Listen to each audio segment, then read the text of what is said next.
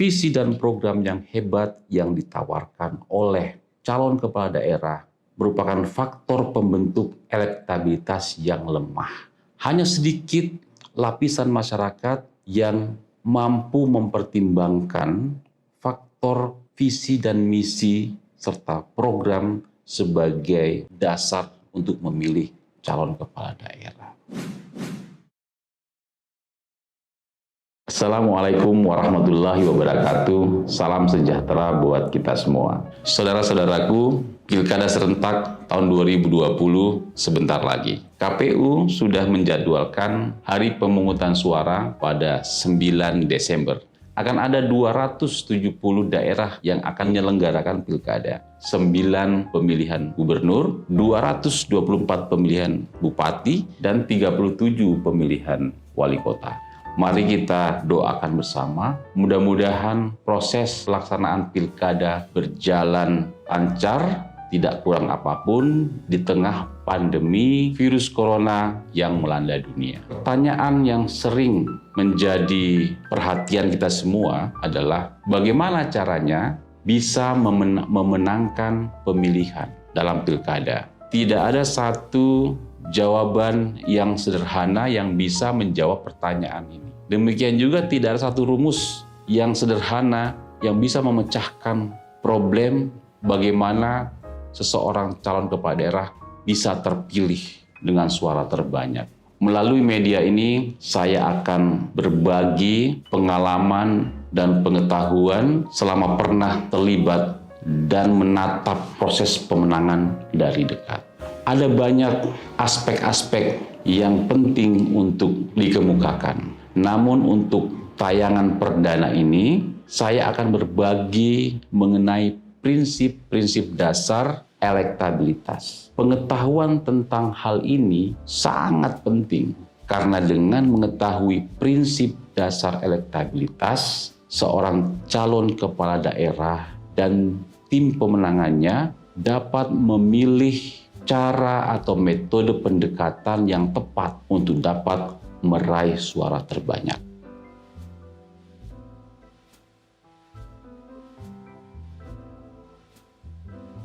Ada 6 prinsip dasar elektabilitas. Yang pertama, elektabilitas adalah ukuran kuantitatif yang menunjukkan seberapa besar peluang seorang kandidat akan memenangkan pemilihan, atau ukuran seberapa banyak kemungkinan suara yang akan diperoleh oleh seorang calon kepala daerah dibandingkan dengan pesaingnya. Elektabilitas bersumber dari hasil survei yang umumnya dilakukan oleh lembaga independen dan kredibel yang khusus diminta untuk itu.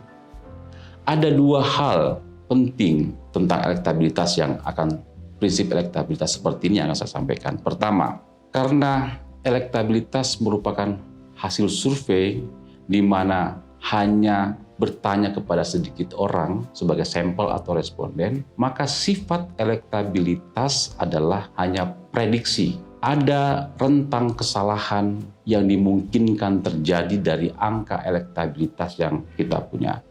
Sebagai contoh, jika elektabilitas seorang kandidat adalah 30%, jika hasil survei menetapkan margin of error-nya adalah 5%, maka rentang kemungkinan realitas dari elektabilitas yang sebenarnya adalah berjalan dari angka 25% hingga 35%. Lebarnya rentang kemungkinan nilai elektabilitas yang sebenarnya. Ada 2 cara pandang untuk memahami atau menyikapi nilai elektabilitas ini.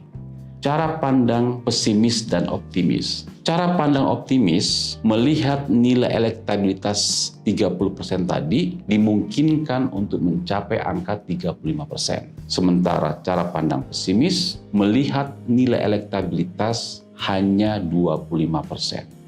Saya menyarankan kepada calon kepala daerah dan tim pemenangan, sebaiknya jika mendapatkan angka elektabilitas, pilihlah pandangan pesimis. Karena dengan pandangan pesimis, tim pemenangan beserta dengan calon kepala daerah akan lebih bersemangat untuk meningkatkan nilai elektabilitas lebih tinggi lagi.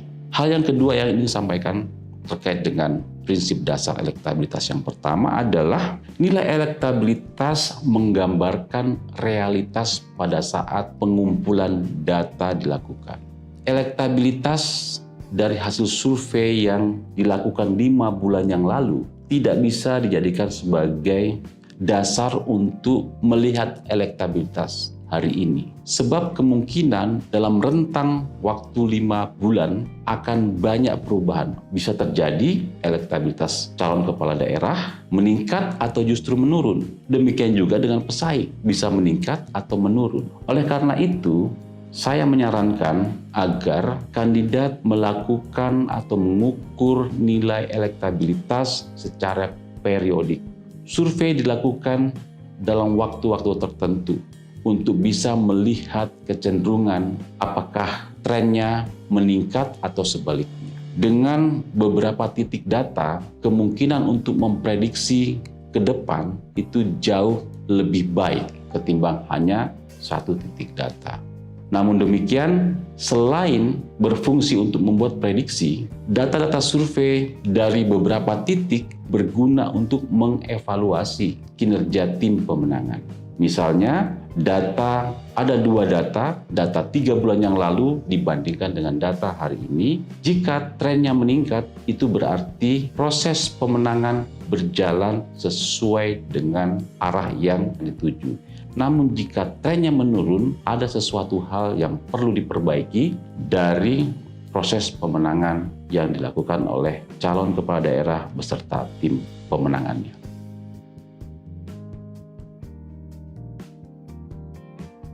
Prinsip dasar elektabilitas yang kedua adalah elektabilitas merupakan puncak dari 3 indikator elektoral. Pertama, popularitas, anak tangga yang kedua adalah akseptabilitas, dan puncaknya adalah elektabilitas. Popularitas adalah ukuran seberapa banyak orang yang mengenal atau mengetahui nama seorang kandidat. Popularitas sama sekali bukan ukuran tingkat keterpilihan. Dia hanya menunjukkan seberapa banyak orang yang mengenal kandidat. Nilai popularitas yang ideal menjelang pemilihan adalah minimal 85%. Popularitas dapat berpotensi menjadi elektabilitas dijembatani oleh satu ukuran yang disebut sebagai akseptabilitas atau tingkat kedisukaan kandidat. Akseptabilitas adalah ukuran seberapa banyak orang yang menyukai kandidat tertentu dari yang mengenalnya. Semakin tinggi tingkat akseptabilitas, semakin berpotensi mengantarkan nilai popularitas membentuk elektabilitas. Sebaliknya, jika akseptabilitas rendah, itu berarti popularitas mengalami hambatan yang serius sebagai potensi untuk membentuk elektabilitas. Nilai akseptabilitas yang baik atau ideal adalah 95% dari angka popularitas. Namun hal yang paling penting untuk diketahui di sini adalah popularitas dan akseptabilitas bukanlah syarat mutlak pembentuk elektabilitas. Popularitas dan akseptabilitas hanyalah syarat awal pembentuk elektabilitas. Mengapa demikian? Logikanya begini. Jika ada 3 calon kepala daerah yang sama-sama memiliki nilai popularitas dan akseptabilitas yang ideal, misalnya di atas 90%. Lalu pertanyaannya adalah, apakah atau siapakah di antara calon kepala daerah tersebut yang akan mendapatkan suara terbanyak? Popularitas dan akseptabilitas tidak mampu memberikan jawaban yang memuaskan jika hanya berdasarkan pada angka-angka ideal tersebut. Ada faktor lain yang merupakan pembentuk nilai elektabilitas. Nah, sekarang pertanyaannya adalah, apakah memungkinkan beberapa calon kepala daerah atau seluruh calon kepala daerah yang bersaing memiliki nilai popularitas dan akseptabilitas yang sama-sama ideal? Jawabannya adalah sangat memungkinkan. Mengapa? Karena popularitas dan akseptabilitas adalah fungsi dari teknis publikasi. Calon kepala daerah yang mampu secara rapi dan sistematis, secara masif melakukan publikasi atau memperkenalkan diri ke seluruh warga atau calon pemilih sangat memungkinkan untuk mendapatkan nilai popularitas sekaligus akseptabilitas yang ideal. Karena popularitas dan akseptabilitas merupakan fungsi dari atau akibat dari publikasi, maka sangat mungkin bagi semua calon kepala daerah yang bersaing akan memiliki nilai popularitas dan akseptabilitas yang sangat tinggi. Oleh karena itu, yang menjadi pesan dari prinsip ini adalah calon kepala daerah dan tim pemenangannya tidak boleh terlalu bangga dan puas atas pencapaian nilai popularitas dan akseptabilitas yang ideal. Sebab keduanya bukanlah syarat mutlak. Akan lain halnya jika hanya ada satu orang calon kepala daerah yang memiliki nilai popularitas dan akseptabilitas yang ideal, sementara pesaingnya jauh di bawahnya. Pada keadaan ini, nilai popularitas dan akseptabilitas menjadi pembentuk utama dari elektabilitas.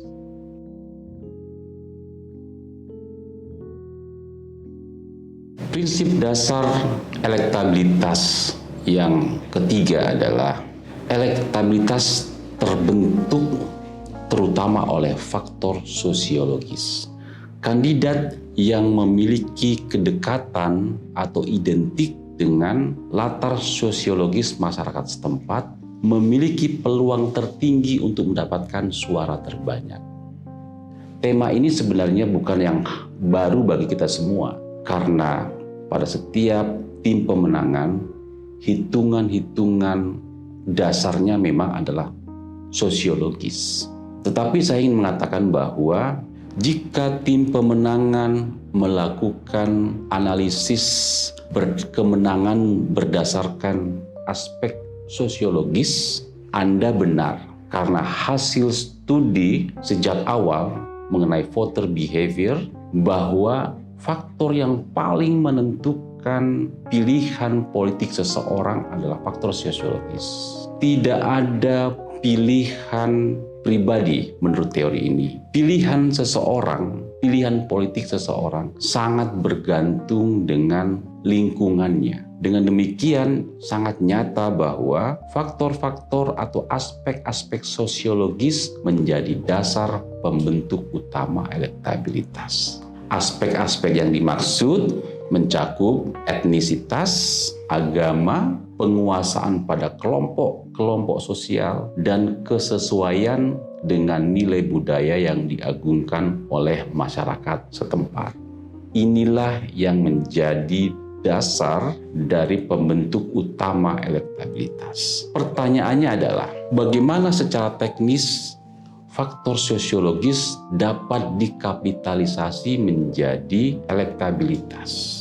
Menurut pengalaman yang pernah saya alami, kegagalan utama untuk mengkapitalisasi nilai atau faktor sosiologis menjadi elektabilitas adalah ketidakmampuan tim pemenangan untuk membuat peta struktur sosial yang lengkap dan detail. Sebab dengan ketiadaan peta struktur sosial yang lengkap dan detail, maka proses pendekatan yang dilakukan oleh tim pada umumnya terlalu umum sehingga tidak dapat menjangkau akar-akar sosiologis masyarakat setempat. Ini yang menjadi kunci. Oleh karena itu, bagi calon kepala daerah dan tim pemenangan untuk mendapatkan suara terbanyak dari hasil mengkapitalisasi modal sosial kandidat, lakukan pemetaan yang menyeluruh dan detail. Lalu pertanyaannya adalah, apakah dengan modal sosial atau kedekatan sosial kandidat terhadap masyarakat atau sosial masyarakat sekitar cukup sebagai aspek atau faktor yang bisa memenangkan pemilihan? Jawabannya tidak. Faktor sosiologis akan bekerja sempurna apabila didukung oleh tingkat popularitas dan akseptabilitas yang tinggi. Popularitas dan akseptabilitas tetap penting untuk diraih seideal mungkin. Baru kemudian pendekatan-pendekatan sosiologis dilakukan. Prinsip dasar elektabilitas yang keempat adalah faktor pembentuk elektabilitas selain faktor sosiologis adalah menganut pada prinsip optimalisasi pertukaran manfaat. Kandidat yang memberikan manfaat terbanyak bagi pemilih berpotensi untuk mendapatkan dukungan terbanyak. Pada faktor ini menjelaskan mengapa seorang yang dermawan yang sepanjang hidupnya memberikan banyak bantuan kepada warga yang membutuhkan, jika mencalonkan diri menjadi kepala daerah, memiliki peluang yang tertinggi untuk mendapatkan suara terbanyak. Demikian juga faktor ini menjelaskan mengapa jika ada pekerja sosial yang telah memberikan manfaatnya kepada masyarakat setempat selama bertahun-tahun, jika mencalonkan diri menjadi kepala daerah, potensinya sangat besar. Faktor ini pula lah yang menjelaskan mengapa petahana kepala daerah yang sukses dan berhasil membangun daerahnya dan meningkatkan kesejahteraan masyarakatnya akan mudah mendapatkan suara mayoritas ketika ikut dalam pemilihan untuk masa pemerintahan keduanya. Dan jangan lupa, calon kepala daerah yang memberikan uang dan barang akan berpotensi meningkatkan secara signifikan nilai keterpilihannya. Dengan kata lain, politik uang menurut prinsip pertukaran manfaat ini merupakan faktor yang signifikan sebagai pembentuk elektabilitas. Terlepas dari moral hazard yang terkandung dalam politik uang, tetapi harus diakui bahwa faktor politik uang menjadi pembentuk nilai elektabilitas yang cukup signifikan. Secara sederhana, prinsip optimalisasi pertukaran manfaat ini diinterpretasikan sebagai bahwa seseorang yang memiliki tabungan kebaikan dalam jangka yang cukup panjang memiliki peluang untuk terpilih sebagai kepala daerah. Artinya, kebaikan-kebaikan yang telah diberikan kepada masyarakat dapat dikapitalisasi menjadi elektabilitas.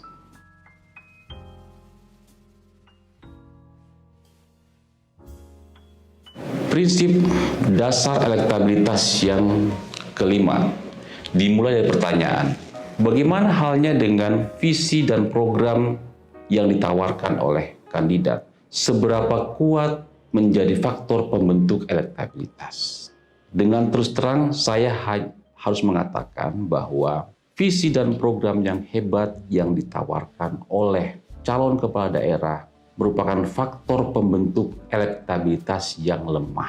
Hanya sedikit lapisan masyarakat yang mampu mempertimbangkan faktor visi dan misi serta program sebagai dasar untuk memilih calon kepala daerah.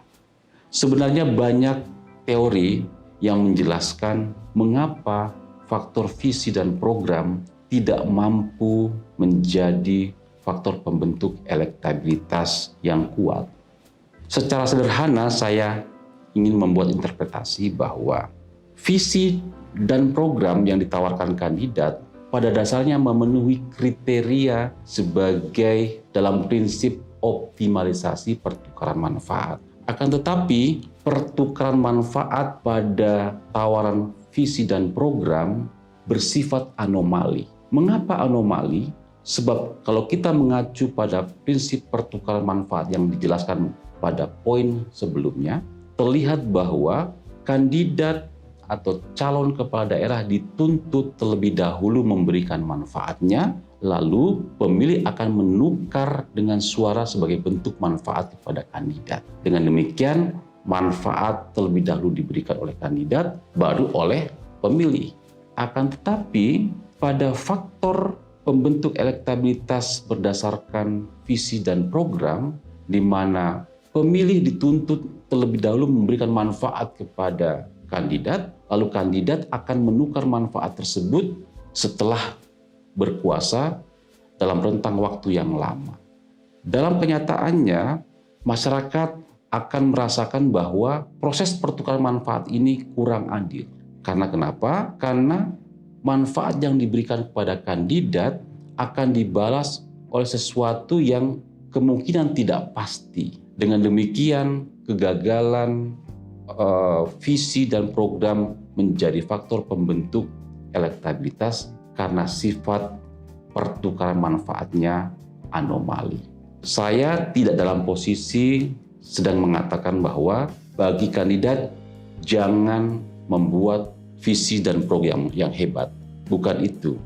Saya hanya ingin mengatakan bahwa jangan berharap banyak pada visi dan program yang Anda tawarkan, meskipun memang itulah hebat, menjadi pembentuk elektabilitas yang signifikan.